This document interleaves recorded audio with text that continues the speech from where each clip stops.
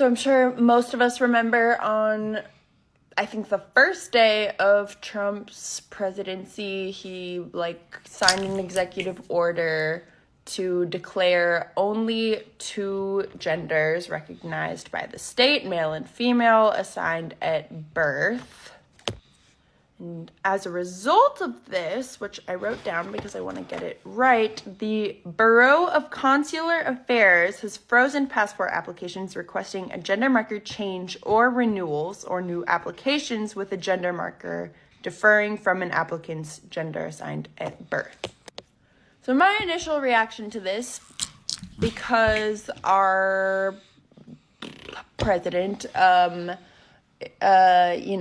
is a lot of talk, was like, I'll believe it when I see it. And today, I saw it on my new passport. I do think it's worth posting to sort of note the reality of the situation and that it is actually happening. And I was shocked. Because I don't know. I just didn't think it was actually going to happen. And I want to acknowledge my privilege, not only as a, famous or celebrity trans woman who is white and thin and can adhere to, contemporary beauty standards, and I can participate in all of that, and I pass, and it still happened. So part of what we hear her say is that she's white and she's also, skinty. She adheres to the common beauty standards. I think she didn't think this was going to be a problem that affected her. I think we've all been aware, if you just pay attention to the news in any capacity, there's always some issue with a trans bill for bathrooms, or a trans bill for sports, or trans bills that affect people in the military. And I think she didn't think it was going to get to a point where it started affecting her directly, which is fair, because usually the oppression that happens is usually with the people who are least able to defend themselves, and it's usually poor and marginalized people. In this case, though, even though she is a celebrity, she still was on that marginalized side because she is a trans woman in America. And I think that reality, especially at the beginning of the Trump presidency, is starting to sink in for a lot of people, where they think, oh, well, this might not affect me, or this might not be a big deal, or this would be something that you just see on the news where there's a lot of fervor and problems that might not affect people who are more in the higher tax brackets. Might not affect people in higher tax brackets as much as it does people who are working class. But I think that reality started sinking that everybody will be affected. We start to normalize the circumstances we're under, and I just feel like it's important to share that it's not just talk, that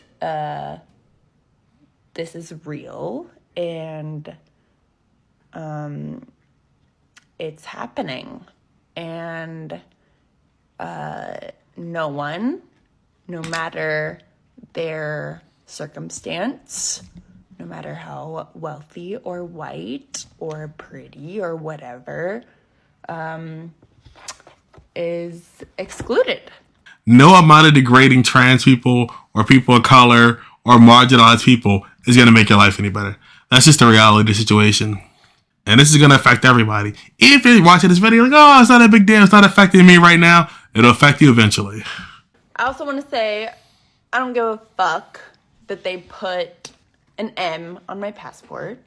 It doesn't change really anything about me or my transness.